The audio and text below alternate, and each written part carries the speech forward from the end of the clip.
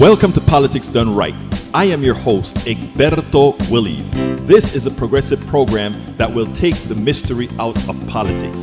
This is the program that will encourage you to make sure government becomes we the people. Whether you are liberal, progressive, conservative, or otherwise, you get to air your point of view. We are an independent media outlet that, unlike mainstream media beholden to corporations, we only owe allegiance to you. Remember, you can also send me a tweet at EGBERTOWILLIES. That is at Egberto Willies. Let us engage. It is Politics Done Right.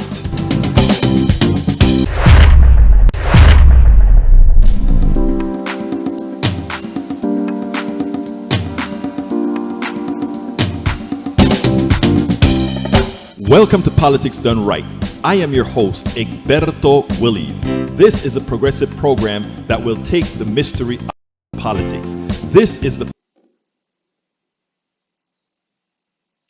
Unfortunately, welcome to one more edition of Politics Done Right. I'm Egberto Willies, your host. Thank you so kindly for being a part of the show.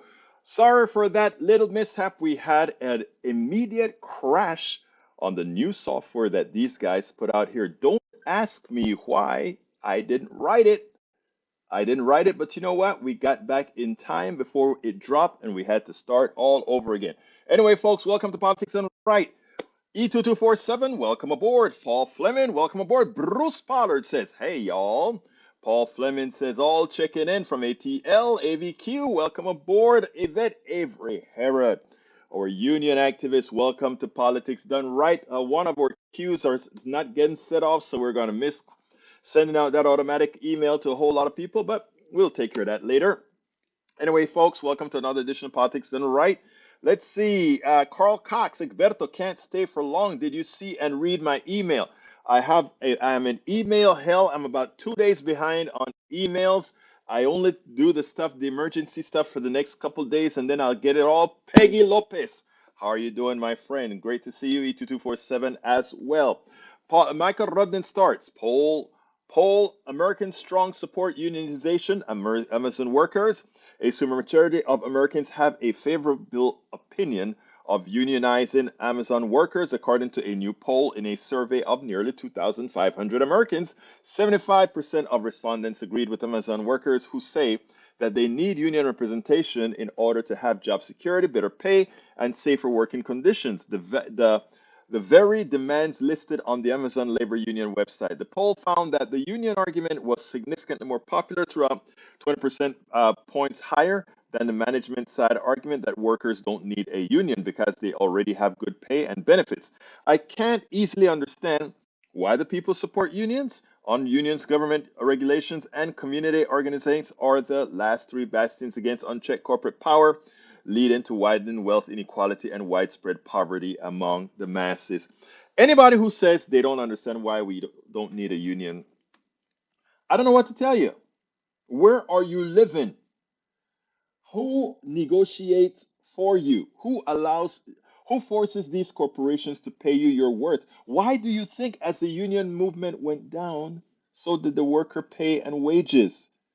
Why is it, as you can see in the one of the articles in my blog, that the CEOs are making 254 times what their median workers make? Why do you think that is the case? That is the case because they don't want unions. And why would a company object to having unions if they intend to do all that is well and good by unions? Why would they object to it, right? Isn't it easier to them to negotiate for workers on the truth of the matter is there shouldn't even be any negotiation. I believe in collectives, right? I mean, everybody's sharing the profits and everybody's sharing the loss. Makes money, make more money. The company starts to lose money, lower your bottom line. We have to have a different paradigm. This capitalist paradigm, as we discussed yesterday with El Professor Richard Wolff, we have to change the paradigm. We are on the way down anyway. Anyhow, Biden takes critical first step to fix landmark environmental law gutted by Trump. I read that. Natural Resources Committee Chair Raul Grijalva wrote on White House Council on Environmental Quality's Phase 1 rulemaking for regulations finalizing under the National Environmental Policy Act. Okay? The previous administration stripped and gutted NEPA protections, effectively blocking federal agencies from taking climate change and public input into account when they make major decisions that affect our environment and the health of our communities. I'm glad this administration, according to Rudnin, recognizes how egregiously wrong these actions were and is moving toward to restore the protections that have helped protect our environment while promoting sustainable development for decades. But the work here isn't done. With investments from the historic infrastructure law going out the door as we speak, this administration needs to complete the second phase of rulemaking, and they need to do it soon. Without a strengthened NEPA and EPA and public engagement process, these investments could very well fall short of their full potential to advance equity and environmental justice for all communities. Bruce Pollard, welcome to Politics Done Right. My brother Paul Fleming, welcome to Politics Done Right. Carl Cox, let's see who else we have here. Eric Hayes, question: do you think it is best interest to rely more money on China manufacturing and raw materials or sources elsewhere for the U.S.? Let me tell you what your capitalist people have done. That's what they did, right? They offshored all their production to China. And you know what's worse about it? We are supposed to be the bastion of microchips. And where do all our microchips get made? China, Taiwan, and all other places. We are just now, the private corporations are now begging the United States government to help them offset that $10 billion factory they're making in New Mexico or Arizona. I don't remember which one. But I thought, why would they want corporate welfare? Why would they want welfare to help them build something for the private sector? It behooves me, right? I don't know. I don't know. I don't know. But again, every time the private sector screws up and get into trouble, they ask us to bail them out. So your answer to the question is no, manufacturing belongs in the United States, but these capitalist companies believe what they can do is manufacture for the cheap over there, sell it at not the maximum discount here, and then their executives and CEO makes a profit. They don't have to pay health care. They don't have to pay anything. That's what it's all about, ripping the people off. Why is the Biden administration pushing electric vehicles as most raw materials market share wise come out of China? Let's qualify something. One of the reasons supposedly we were in Afghanistan is that Afghanistan is filled with rare earths, right? But guess where else has a lot of rare earths? Right here in our deserts also have rare earths. So if we really need to ramp up to get rare earths, we can. The reason we don't is because in this structure, it's not as economical as using the cheaply dug rare earths by slave labor overseas. We can do it here too, and we can do it cleanly. It just costs more. And what is it that capitalists want? They want to make sure and get things on the cheap, right? So again, you have great questions, Eric Hayes. Unfortunately, the answers you're not going to like because it all goes back to the private sector screwing you. We should manufacture here. America is a land filled with resources, and we are also friendly with resource-filled land throughout this hemisphere, from South America to Central America to the Caribbean Sea to the Golfo de, don't remember the one in Mexico. We are filled with resources close by, but we prefer to exploit. Remember that. So that's the answer to your question, sir. You won't like it because they have already trained you to believe otherwise, but that's how it is. Michael Rodden says, Eric Hayes, manufacturing is coming back to the US, but manufacturing jobs are not. The manufacturing sector is automated. These good paying assembly line jobs aren't coming back. I agree with that, Rodden, but I have a corollary to that, right? Who invented these machines that are going to take over all these jobs, right? Think about this. There's a lot of technology that's involved in robotics and everything that takes over that's going to build things better, right? We collectively, from our universities who educated the people, the engineers and the manufacturers who created these robots, we all pooled our resources together to build these robots and their efficiencies, right? We all did that. Now, whenever you build these efficiencies, you have to ask the question, who profits from the efficiency that you have built? In other words, our universities have all these different universities throughout the country that have built robots and so forth, and now GM and all these other guys are going to use automation to make to use less people. I am all for that. I want automation. But with automation comes a price, right? Less workers needed, which means you can build one car unit for a lot less units of human labor, but a lot of mechanical labor from robots. Now, who profits from that mechanical labor from the robots? The shareholders, the executives who get bonuses, yet the builders of the robots that been invented by all of us, they take all the profit.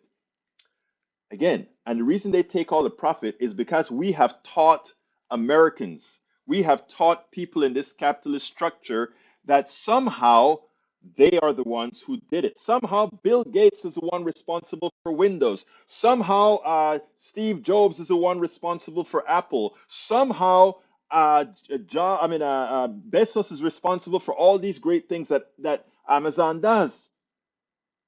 That's the mindset that we have.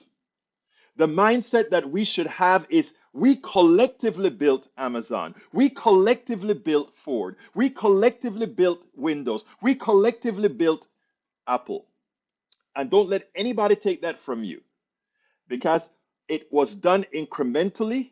When I worked at NASA, the amount of technology that came out of government funded NASA that we then turned into products is astounding. But a few are the ones who take advantage of the profit. Let me tell you what we should do immediately. What we should do is we should say, okay, efficiency has gone through the roof. Now, instead of having a 40-hour work week, we'll now have a 30-hour work week, eventually going to a 20-hour work week. You have more family time. You know who should jump on that bandwagon? The churches. You would think the right wing churches would say, oh, we have more family time, more time to spend with your kids, more times to do all these things now that you've increased all these great efficiencies. But that's not what they think. They're evil. That's not how they think. They don't think that way. They think, me, I stole your labor, I'll keep it. I stole your intellect, I'll keep it for me because I know how to run in a capitalist structure, and thus this is what's going to happen. Continuing, my brothers.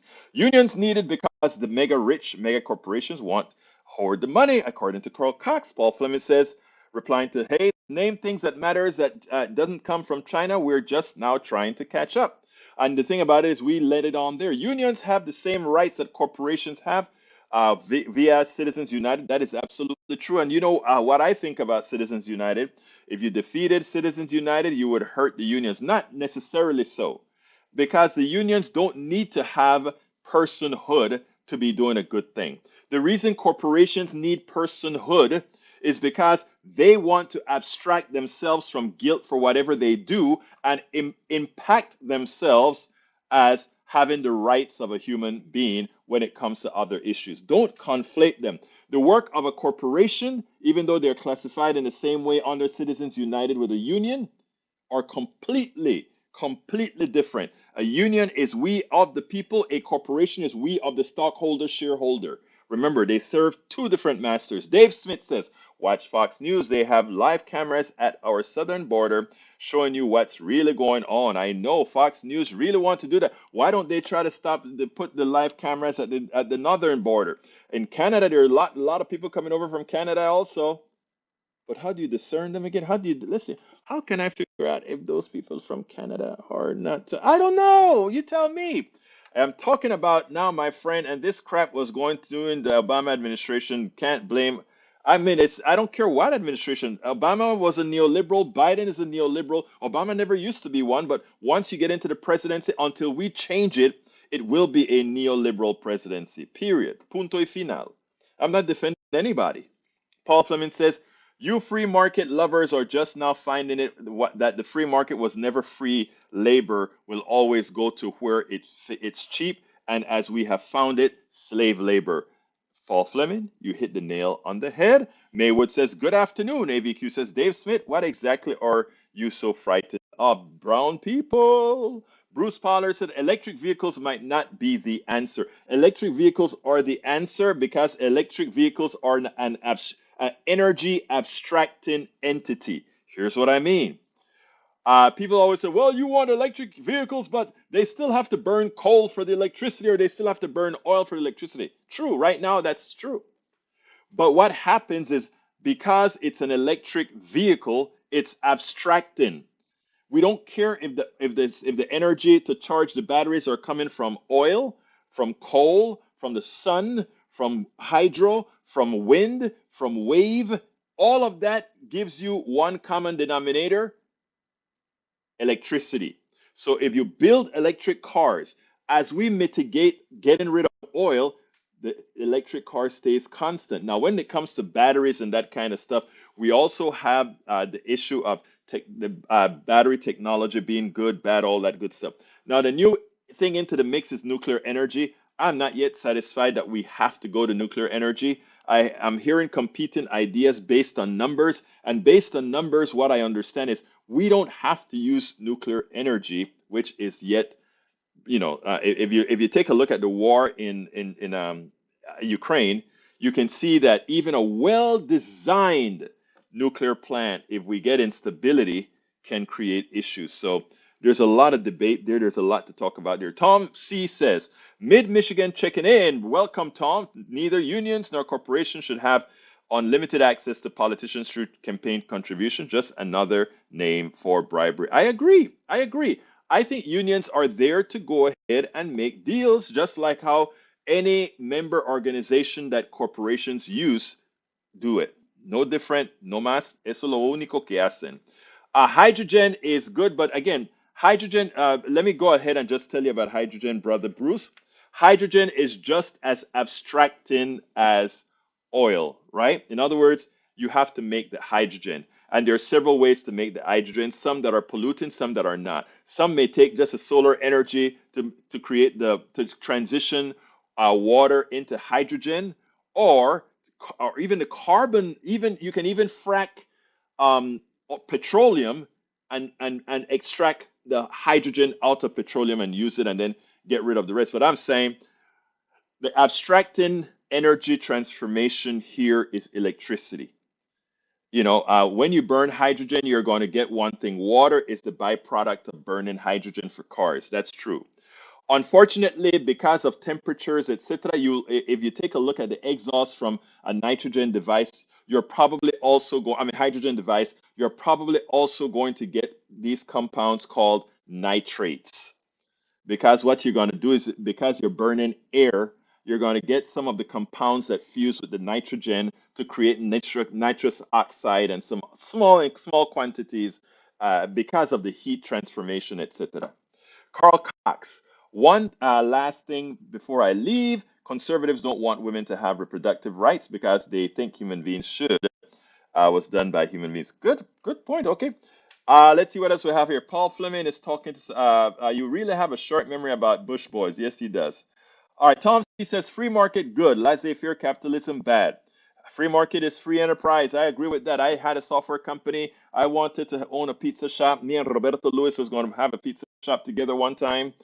So yeah, I love free enterprise. I love free enterprise. Let's see what else we got here. Michael Rodden says, compare how much government corruption comes from corrupt corporation compared to unions. It's actually corporations. Again, unions are doing good. There is corporation within the union ranks that needs to be extricated, but that is a different story altogether. Eric Hayes says, I agree with Bruce Pollard. Electric vehicles are not the only answer. Nobody says it's the only answer. What I'm saying, it's the abstracting answer. It's the abstracting answer. Hydrogen, there are hydrogen cars in Germany right now. Okay, Lee Grant, border crisis is real. Dems ignore it at their peril. Border crisis was always there. We just happen to highlight it when an election cycle is coming. But the border crisis is always there because we create so much instability south of the border. Again, these are the things you don't know, right? But we create a lot of instability south of the border. And when these people come running back here to the United States, we're like, get out of here. Will you like me to start discussing instability that we create overseas? I won't talk about it because I have to get to the video, but we do quite a bit. Bruce Pollard says, I agree with your statement, but charging takes too long by its chemical nature. Swapping batteries would take too much agreement between vendors. H2 follows the same model as fuel. I do not disagree. Again, I said we have to also take a look at the nitrous oxide issues, etc. I still think the electrical would be, if we can, and Bruce, I agree with that point. The amount of time it takes to charge, and also the stuff about exchanging of batteries. We could do the exchange of batteries. I think that's a feasible scenario by creating standardization. We do it right now, right? You have C batteries, A batteries, D batteries. We standardize a lot of electrical products right now. A car would just be another electrical product, right?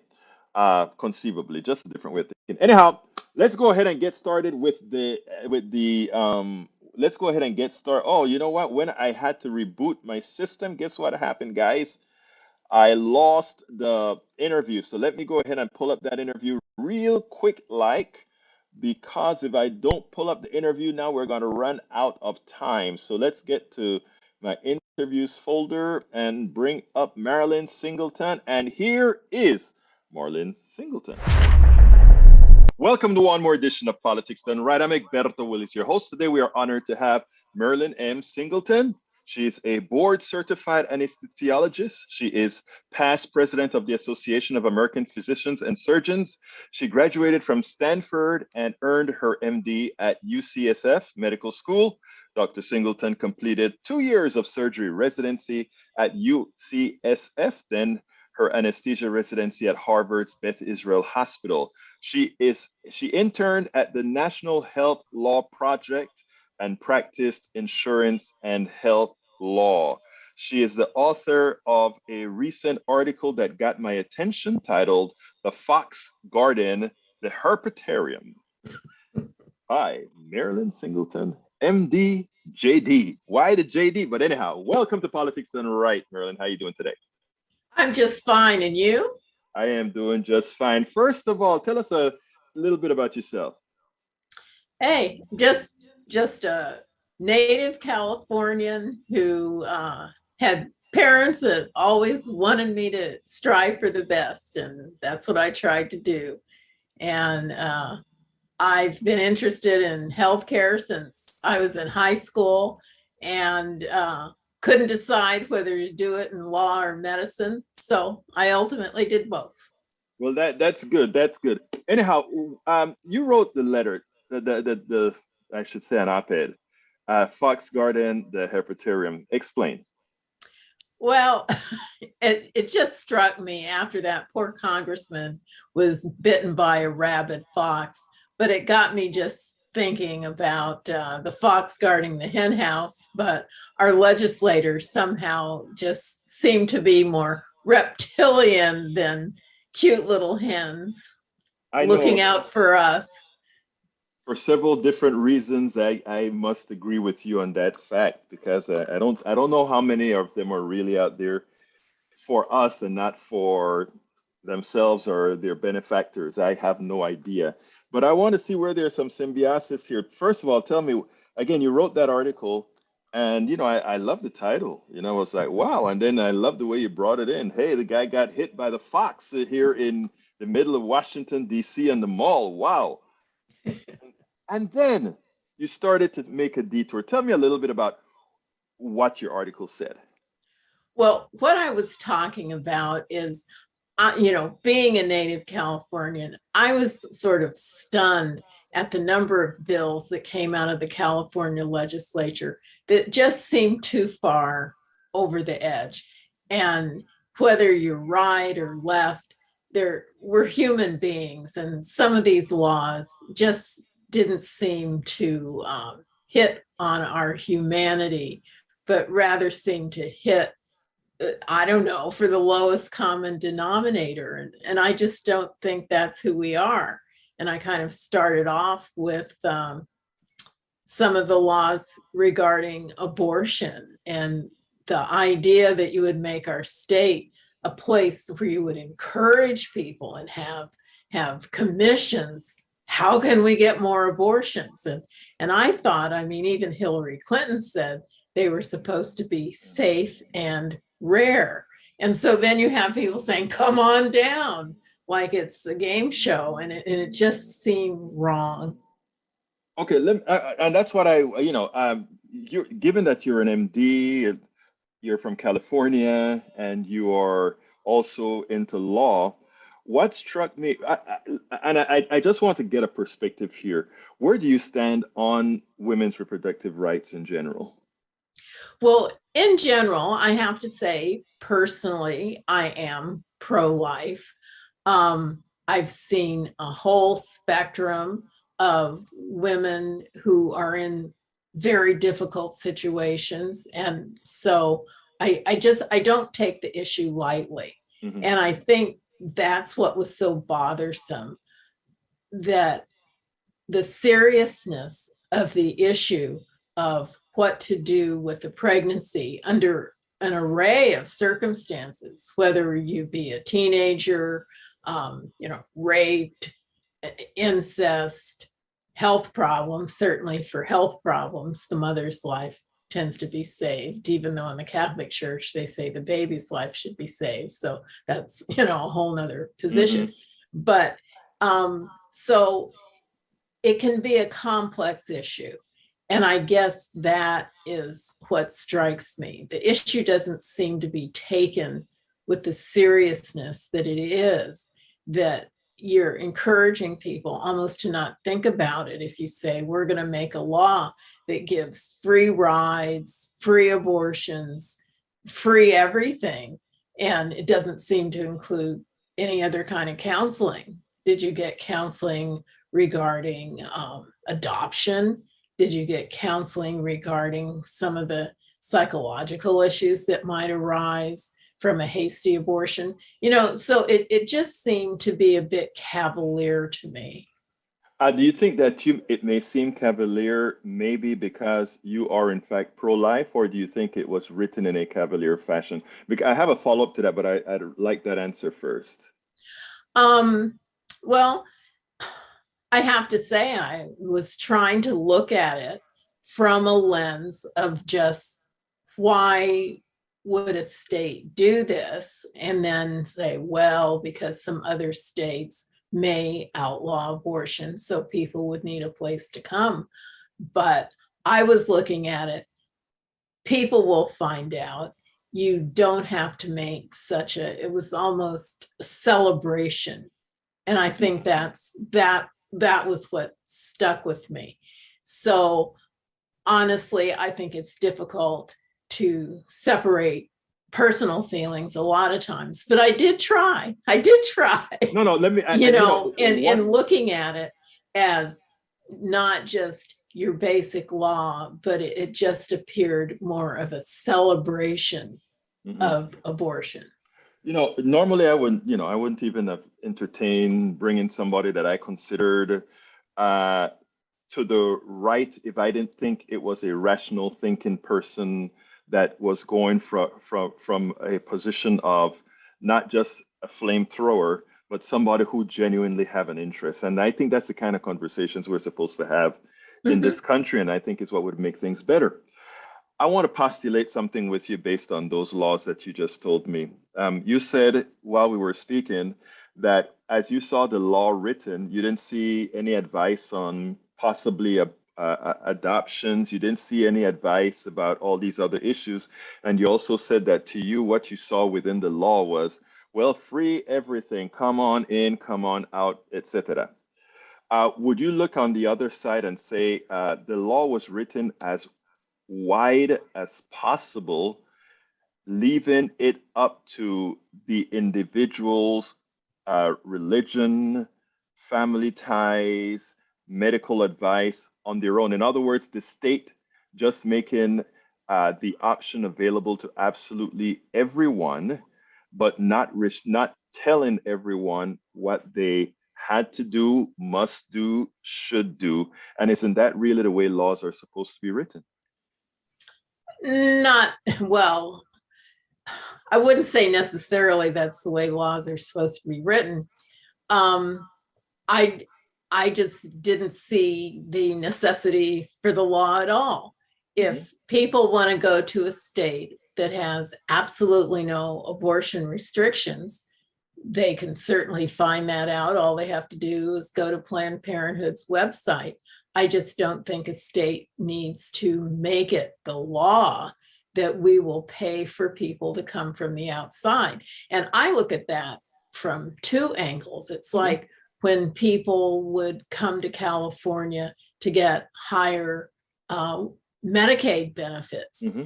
because people were doing that. And it even was a Supreme Court case. Can you cross state lines and go to another state? Should there be a residency requirement?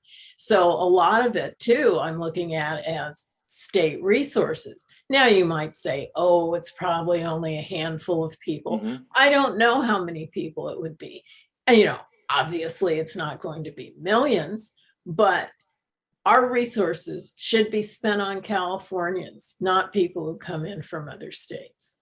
That's actually, I can see that being, a the part of the bill that everyone could object to, not whether you're pro-life, pro-life, pro whatever. Mhm. I could see an objection there, right? Because you could say California taxpayers' resources should be used for Californians. Now, a lot of states, including Texas, for ideological reasons, they would have their states support others in other states to make a point. And I think you are actually right about that with regards to California making the laws in that sort that says, hey, over here, while Texas is doing all those draconian things in Texas, know that there's a California that is there to support you. And who knows, maybe you'll come and become a Californian and become a productive California citizen.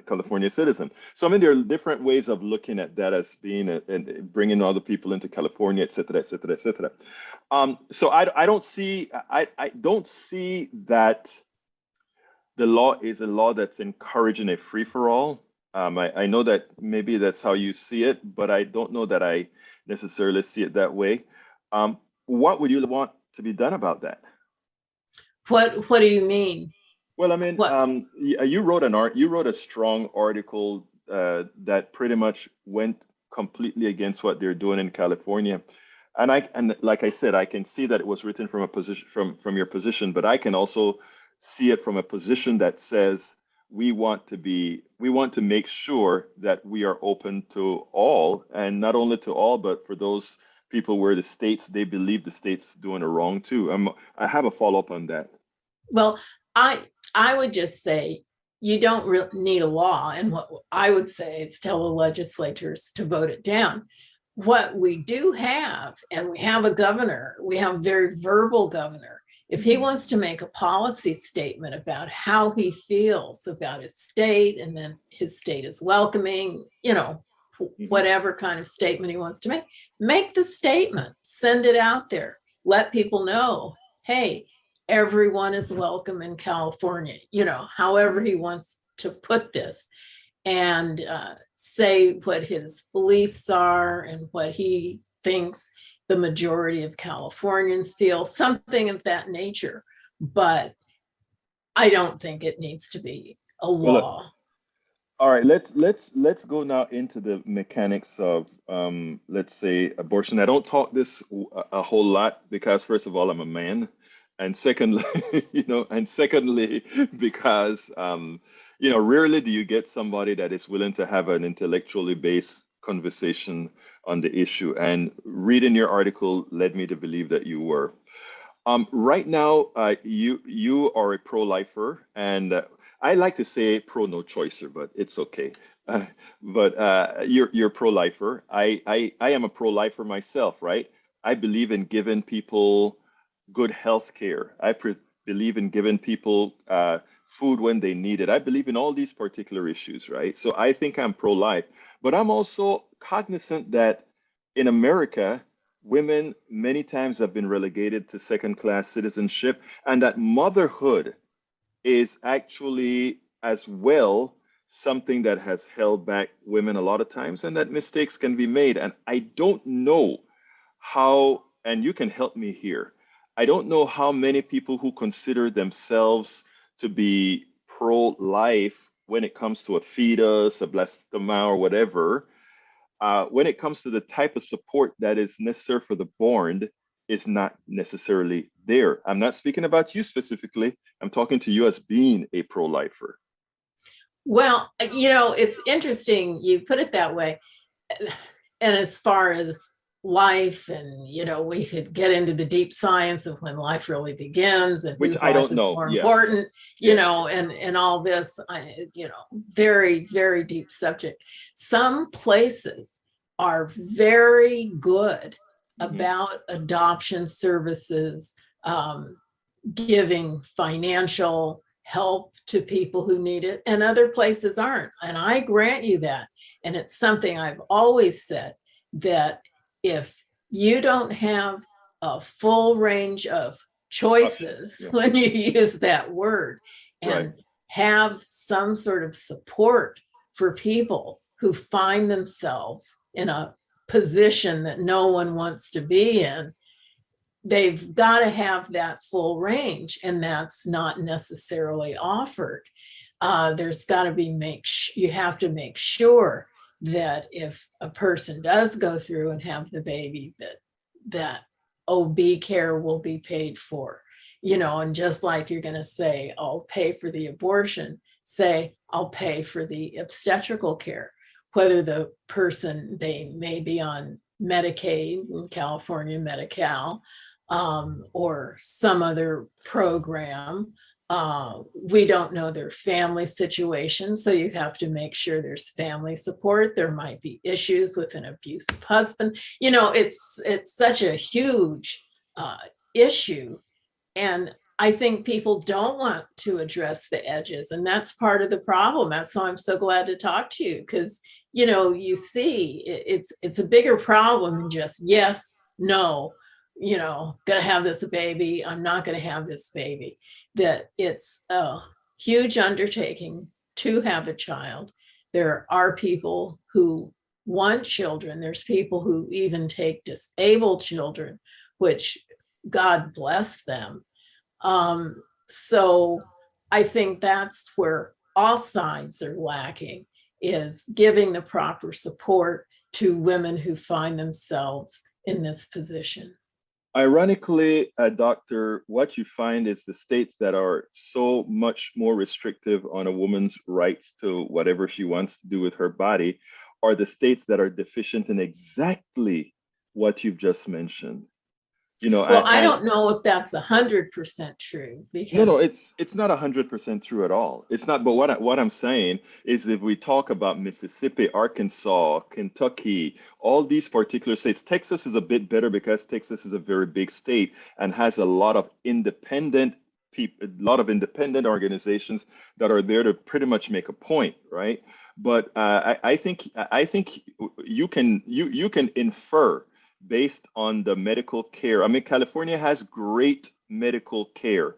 Texas has lousy medical care, and Mississippi has worse. So, I mean, your a lot of your intuition from a very good state, from a state where people get their most of their needs met, is not the same as, let's say, from Kentucky, Arkansas, Mississippi, Louisiana, and these other places. So, I mean, I hear you, right? And I think you make some valid points, and you have a right to the belief of, when life begins and what you want. And I guess I need to ask one question, doctor. You don't support getting rid of a woman's right to choose abortion, right? um, when you put it that way, on a federal level, I honestly do believe that, as a legal basis, Roe versus Wade was wrongly decided.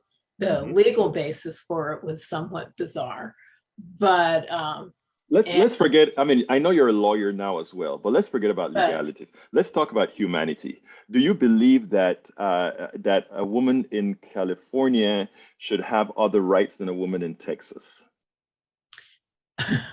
Well, it's hard not to bring the law in when you put it that way, because we are a republic of multiple states, and which I think that was one of the reasons for each state being which able I to think have the laws that they want.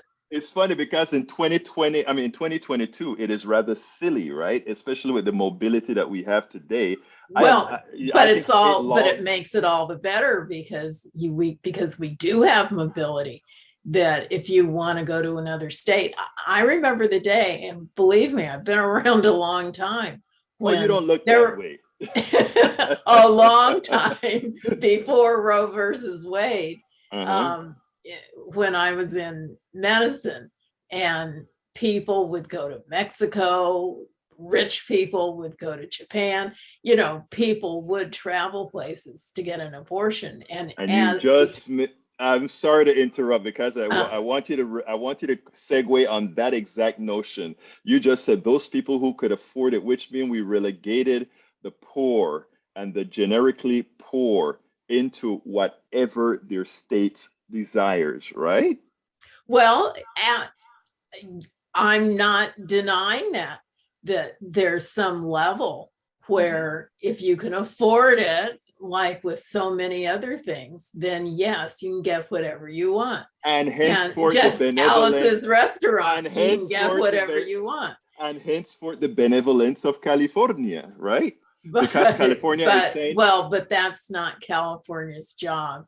And I think, and certainly this is something that organizations like Planned Parenthood and various other organizations, if they want these folks to go ahead and get an abortion, then they can help pay for it. I don't think it's California's duty to okay, pay for abortions from across the country. granted, now That's that I agree that you have the right to have that feeling. There's a lot of things that other states do as well that it's not for the benefit of those states only. But I could imagine if I were a lawyer in California, I could say, well, this is a marketing campaign to say this is the reason why you want to be in California and not Texas. Right. So, I mean, there are a lot of things that that could be used for or defined as. I mean, you could say it's not California's duty for something, and California could come back and say, well, what we're trying to do is let everybody around the country know that California is a hospitable state and we want people to come. And that's one of the ways to well, get it them to has come. nice beaches, so it can be hospitable for that. I think California is beautiful. I like Texas. I'm here in Texas and I love Oh, I love my Texas. I don't live within its restrictions, but here's it. First of all, I want to thank you for coming on. I have a couple more questions, but I want to clarify one thing. I am listening to you, doctor, and you are not as harsh on abortion. I think, um, however, I see that you would love to see Roe versus Wade go. Okay. And for me, it does not compute with your own morality. I am listening to you. Okay. And that you are okay with Roe versus Wade going away. And after listening to all the pros and cons that you've given to me, tells me you're a moral person. But at the same time, you're allowing ideology to have you say you are willing to have women in different states. And I think we've come back and said, hey, but a woman in Mississippi who is poor, she has no mobility and to do what's right for her own personal economy. So I think if I understand you correctly, you're of two minds, an ideology fighting a morality. well, I suppose you can look at it. I mean, when you bring in the money issue into the whole thing, sadly, money talks for a lot of Thank things. you. And, we already know that. And we can go all the way back to forced sterilizations and Mississippi Remember appendectomies that, and all yeah. these things that were done on poor people. So there's no question that if you don't have money, that you don't have the same options as Right. someone who does. So, we can take that all the way back and get more to the core. What do we do in general to, how they say, level the playing field for people for things that one could consider essential to their health, whether it's mental or physical or whatever. And you gave the answer in your paper. Believe it or not, Hmm? you gave the answer in your paper. There's a sentence in your paper which said, California, where California goes, everyone goes. And in that statement, you've also gave the answer to the statement you've just made. One of the reasons maybe why California decided we want to make it hospitable for the others around the country as well is because since wherever we go, the rest of the world go, for those people who would get left behind for now, we'll do the humane thing and take care of them, and then the country will catch up. Don't you think that? Well, if you left off the second half, I hope everybody didn't go where California goes. I was and hoping you wouldn't say that. I still stick to it. It's I not was California's duty to right. take care of the rest of the country. But you know what? But, you know what I see, Doctor? I see that if you had to be helpful to somebody to get it done, you would. And unfortunately, sorry. And unfortunately, we don't have enough people who are willing to mitigate the problems within our laws. I think you would. And I think private entities, and back in the day, private entities really stepped up to the plate. And there was a time when they had a lot of homes for unwed mothers, yeah, and this type thing. And somehow we've lost that. And I think we need to get back to that. We need to get back to looking at patients as individuals and, not pawns of the state and the government. Right. But, Doctor, that's an ideological position. My ideological position is I don't want to depend on private entities. I don't trust private entities because private entities. Well, see, there we are. Right. I know. And that's what I'm saying. It's ideological but that's good. We have a good, fruitful discussion. I think private entities sometimes come with an attachment while we the people come with we the people. But well, if in fact we were we the people, and that goes back to the herpetarium, because the government has lost its goal of being for the people in many cases. And I bet you and I, all of us, both on the left and the right, could come together and really make sure that it is we the people, so that it's really we the people getting the people's will, and not the corporations and etc. that actually continue to run things. Which you're right. And unfortunately, I suppose we in this conversation with neither can be trusted. You know what is interesting? When I say the private sector, when the private sector controls government, that's corporations controlling government. That is the private sector. Again, that's the ultimate guilty entity. Because when we the people can control the politicians, we the people, it becomes we the people. Right. So even when we have when we have bad government, it is by the purview of the corporations and etc. that does it. But I tell you what, I'm sorry, go ahead. No, it's sad but true. All these folks are bought off. Well, look at that. And I wrote an article a few years back called "Sold to the Highest Bidder."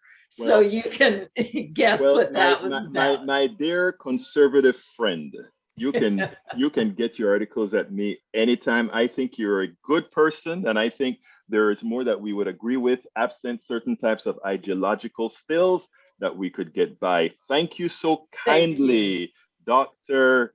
Marilyn M. Singleton, for having a very good discussion on the subject. Please keep doing what you do. Thank you so much. Okay. We spend a lot of time deconstructing the news, trying to parse it into a form that everybody can understand. We try to find those little nitpicks where it flies above the fray, etc. If you really like these videos that we do, I want to ask a big favor. Please go ahead, number one, subscribe to our channel, and number two, please join if you can. Thank you so kindly for watching. Keep watching. Please remember to share. We must populate the entire internet with our progressive message, a message that we know is what most Americans say that they want. So help us, please join.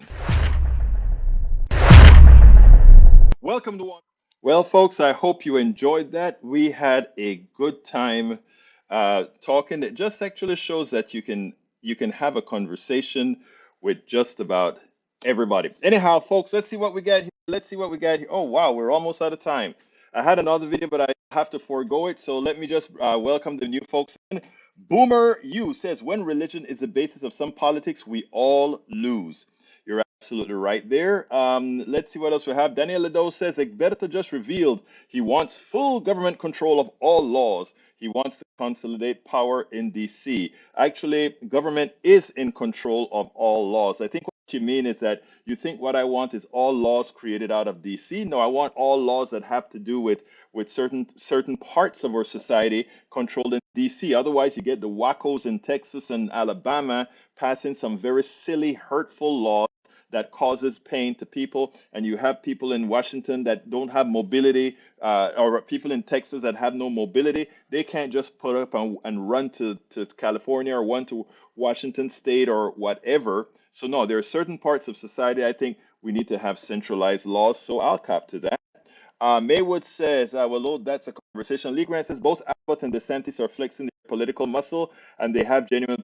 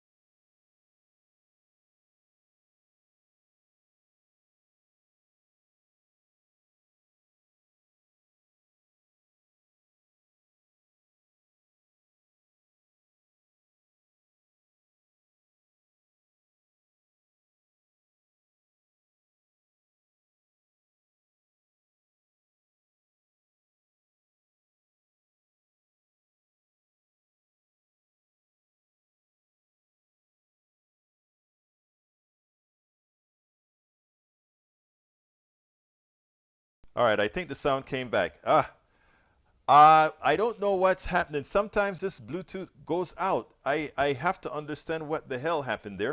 But anyhow, we have sound now. I think everybody can hear me okay? Yeah. Anyhow, where did I leave off? Where did the sound go out? Can anybody tell me what did you hear me say? Anyhow, I did say that we want to ensure that laws cover everybody appropriately, covers everybody appropriately. Okay, we have about 2 more minutes to go. Anybody has anything else that they want to add before? Joan Litter, yes, the sound is back.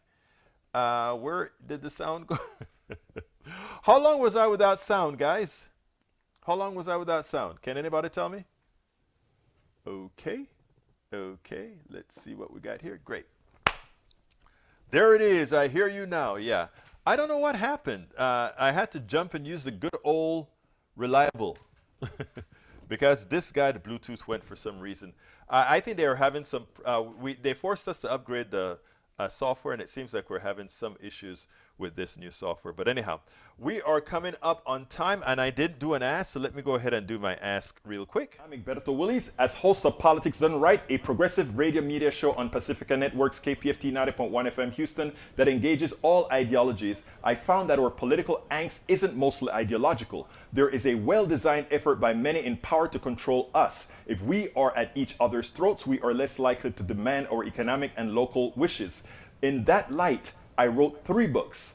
I wrote the first one titled, As I See It, Class Warfare, the Only Resort to Right-Wing Doom, to describe the entire economy in a manner we can all understand. It highlights why it was designed to pilfer most as it empowers a few, the chosen. The second book, titled, It's Worth It, How to Talk to Your Right-Wing Relatives, Friends, and Neighbors, take it to the next level. After understanding how the system pilfers, it is incumbent that we can speak to our peers to empower a change. The third book, How to Make America Utopia, Take Away the Economy from Those Who Rigged It, gives us a place to land. After learning about our economy that is dysfunctional for most and learning how to engage the other side, we point out what would make an economy that works for all. Each book stands on its own, but together they provide the full picture. Please consider getting one or more. You will undoubtedly learn, be entertained, and help us continue the mission with our blogs, articles, videos, and books. I'm Egberto Willies, as host of Politics. All right. I hope you got that. Please, folks, since we're out of time, it's 5 o'clock, I have 2 links to give you. You can go ahead and get our books at politicsdoneright.com/books, or you can find out all the different forms of supporting us at politicsdoneright.com/support. Okay, I got to get out of here. My name is Egberto Willies. This is Politics Done Right, and you guys know how I end this baby. I am what? Out!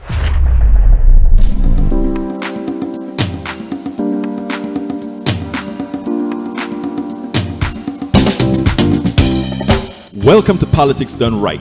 I am your host, Egberto Willies. This is a progressive program that will take the mystery out of politics. This is the program that will encourage you to make sure government becomes we the people. Whether you are liberal, progressive, conservative, or otherwise, you get to air your point of view. We are an independent media outlet that, unlike mainstream media beholden to corporations, we only owe allegiance to you. Remember, you can also send me a tweet at EGBERTOWILLIES. That is at Egberto Willies. Let us engage. It is Politics Done Right.